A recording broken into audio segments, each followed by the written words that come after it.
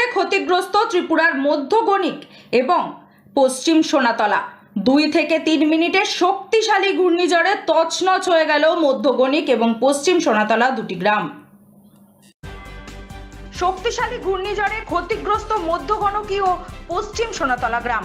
মাত্র 2 থেকে 3 মিনিটের ঘূর্ণিঝড়ে তছনছ করে দিল দুটি গ্রাম। 20 থেকে 25টি বসতবাড়ি ভেঙে পড়েছে। বাড়ির উপর বড় বড় গাছ পড়ে প্রচুর ক্ষয়ক্ষতি হয়।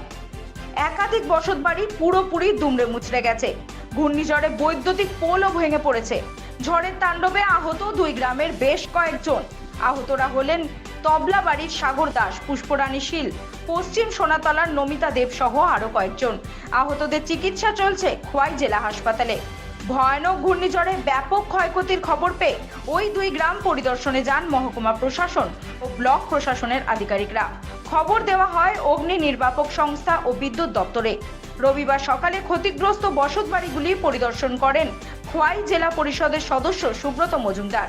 তিনি জানান, ক্ষতিগ্রস্তদের দ্রুত সরকারি সাহায্য প্রদানের জন্য ব্লক প্রশাসন থেকে উদ্যোগ নেওয়া হয়েছে। তহসিলদারের মাধ্যমে ক্ষয়ক্ষতির পরিমাণ নির্ণয় করা হচ্ছে। যে সমস্ত পরিবারগুলি বেশি ক্ষতিগ্রস্ত হয়েছে তাদের ক্ষেত্রে মহকুমা প্রশাসনের পক্ষ থেকে প্রয়োজনীয় সাহায্য ও সহযোগিতা করা হচ্ছে। ঘটনাটা কি হয়েছে? ঘটনাটা হচ্ছে হঠাৎ করে একটা তুফান আসছে, বৃষ্টি এবং ঝড় তুফান আসছে। হওয়ার পরে আমার বৌদি রান্না করতে হঠাৎ করে একটা শব্দ করছে, করার পরে এই গাছ ভেঙে পড়ছে। আমার একটা গাছ বড় গাছ হচ্ছে সুপারি গাছ সহ। তো তাই নিয়ে একটা কাঠের এখানে ছুটে মাথাতে লাগছে। তখন তাই নিয়ে হসপিটাল নেওয়া হয়েছে, এখানে চিকিৎসা চলছে। এবং তাই নিয়ে কী নাম তার নাম হয়েছে নমিতা দেব, স্বামীর নাম হচ্ছে রঞ্জন দেব। কোন জায়গা এটা? এটা হচ্ছে পশ্চিম সোনাতলা গ্রাম পঞ্চায়েত। আজকে হঠাৎ করে ঠিক প্রায় সাড়ে দশটায় আমাদের খোয়াইয়ের মধ্যগণকি গ্রাম পঞ্চায়েতে আমরা তুফান আসে।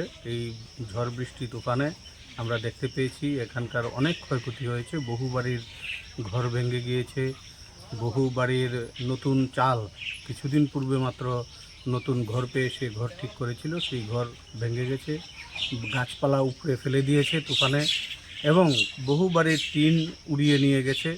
আমরা দেখতে পেয়েছি ঘরের চাল নেই, ঘর ভেঙে গেছে এই অবস্থা। এবং একজনের উপর তো গাছ ভেঙে গিয়ে এমন অবস্থা পড়েছে যে খোয়াই হাসপাতালে নিয়ে তাকে প্রাথমিক চিকিৎসা করাতে হয়েছে। সেই চিকিৎসাধীন, গাছ ভেঙে তার উপর পড়ে গেছে। তো এই যে হঠাৎ ঝড় তুফান এসেছে তাতে প্রচুর ক্ষয়ক্ষতি হয়েছে, বিশেষত এই মধ্যগণকি এবং সোনাতলা পঞ্চায়েত এলাকায়। মধ্যগণকিতে তার মধ্যে সবচাইতে বেশি, সোনাতলাতেও আছে। তো আমরা ইতিমধ্যেই লক্ষ্য করেছি যে প্রশাসন অত্যন্ত দ্রুত তৎপরতার সঙ্গে এই বিষয়গুলি দেখছে। আমাদের